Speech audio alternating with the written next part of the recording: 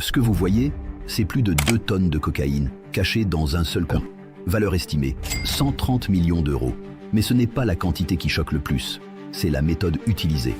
Pour la première fois, en 2025 et en France, les trafiquants ont mis en place un conteneur clone, une réplique parfaite, conçue pour tromper les contrôles du port du Havre. Une méthode qui nécessite également des complices sur place au port. Je suis Victor, votre commandant de bord. Bienvenue à bord de Chroniques de Malfrats. Aujourd'hui, direction le plus grand port français, théâtre d'une des saisies les plus incroyables de ces dernières années.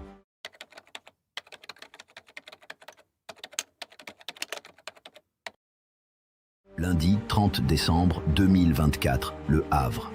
Un camion sort du port chargé d'un conteneur, tout comme 7000 conteneurs chaque jour en transit dans ce port. Les douanes veillent au grain en scrutant les conteneurs qui arrivent et partent chaque jour. Ils ne chôment pas pendant les fêtes, les malfrats non plus. Jusque-là, rien ne semble sortir de l'ordinaire, mais soudain ce camion attire l'attention. Les agents remarquent un détail qui cloche. Les scellés ne correspondent pas parfaitement au registre. Un contrôle est lancé. À l'ouverture, c'est la stupéfaction. Des centaines de sacs de sport soigneusement dissimulés à l'intérieur, sans autre maquillage. Des milliers de sachets de cocaïne. La saisie est record. Un sac, 2, 3, 20, 40. Le poids, plus de 2000 kilos, soit 2 tonnes de cocaïne, soit 130 millions d'euros à la revente.